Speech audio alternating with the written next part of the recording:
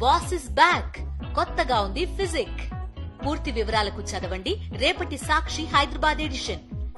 ఒకసారి ఢిల్లీకి వెళదాం. మా ప్రతినిధి వెంకటేష్ మనకు అందుబాటులో ఉన్నారు. ఒక్కసారిగా ఫలితాలు ట్రెండ్స్ కౌంటింగ్ మొదలైనప్పటికీ ఇప్పటికీ 2 గంటలు దాటేటప్పటికి పరిస్థితి మారుతూ పోతోంది జార్ఖండ్లో. అసలు ఏం జరుగుతోంది? కాంగ్రెస్ కూటమి ముందంజలో వెళుతోంది. కాంగ్రెస్కి సంబంధించి జేఎంఎం, ఆర్జేడీ కాంగ్రెస్ కూటమి దాదాపు 51 స్థానాల్లో ముందంజలో కంటిన్యూ అవుతున్న పరిస్థితి కనిపిస్తోంది. వెంకటేష్, ఏంటి కాంగ్రెస్ రియాక్షన్ ఏంటి? ఏ రకంగా కనిపిస్తోంది? ఎందుకంటే ఇక్కడ కొంత ఆశ్చర్యకరమైనటువంటి ఫలితాలు మనకి మొదటి 2 గంటల్లో వచ్చినటువంటి ఫలితాలకు ఆ తర్వాత ట్రెండ్స్ క్రమంగా మారుతున్నటువంటి పరిస్థితి.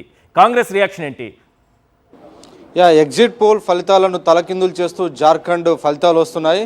నిజానికి మొదటి 2 గంటల్లో బీజేపీ ఆధిక్యం కనబరుచుతున్నప్పటికీ ఇప్పటికి మాత్రం క్లియర్గా పరిస్థితి తలకిందులైంది.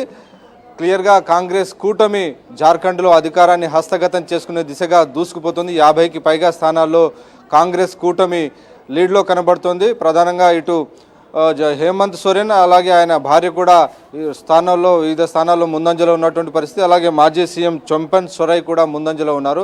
ప్రధానంగా హేమంత్ సోరెన్ను జైల్లో పెట్టిన అంశాన్ని బాగా కాంగ్రెస్ కూటమి ప్రచారం చేసింది. ఆదివాసీని, ఒక గిరిజనుని అక్కడ బీజేపీ కేంద్ర ప్రభుత్వం ఆయన్ని జైల్లో పెట్టి ఇబ్బంది పెట్టిందనేటువంటి ఒక సింపతి కార్డు బాగా వర్కౌట్ అయిందనేటువంటి ఒక విశ్లేషణ వస్తుంది. సో ఆ నేపథ్యంలోనే ఈసారి ఈ హేమంత్ సోరెన్ మరోసారి ఆయన ముఖ్యమంత్రి అవుతారు అనేటువంటి ఒక చర్చ కొనసాగుతున్నటువంటి పరిస్థితి. మొత్తానికి ఎగ్జిట్ పోల్ ఫలితాలన్నీ కూడా ఈరోజు జార్ఖండ్ విషయంలో మాత్రం తలకిందులైనటువంటి సందర్భం మనకు కనబడుతుంది. అయితే జార్ఖండ్ ఫలితాలు బీజేపీలో నిరాశ నింపినప్పటికీ ఇటు మహారాష్ట్రలో మాత్రం ఏకంగా డబుల్ సెంచరీని దాటింది.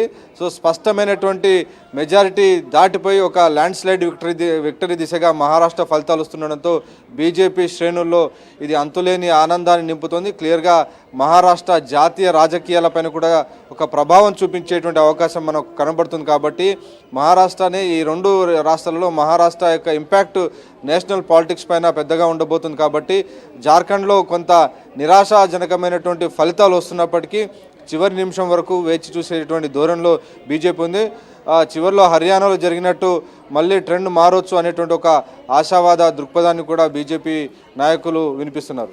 రైట్, ఉదయం నుంచి కొంత అటువంటి పరిస్థితి ఉండొచ్చేమో, కానీ ఇప్పుడు ఒక క్లియర్ ఇండికేషన్ అయితే మాత్రం కాంగ్రెస్ పార్టీ ఇవ్వగలుగుతోంది. జార్ఖండ్లో 51 స్థానాల్లో ప్రస్తుతానికి లీడ్లో కంటిన్యూ అవుతుంది. మరిన్ని అప్డేట్స్ కోసం మళ్ళీ మిమ్మల్ని కాంటాక్ట్ చేస్తాను వెంకటేష్.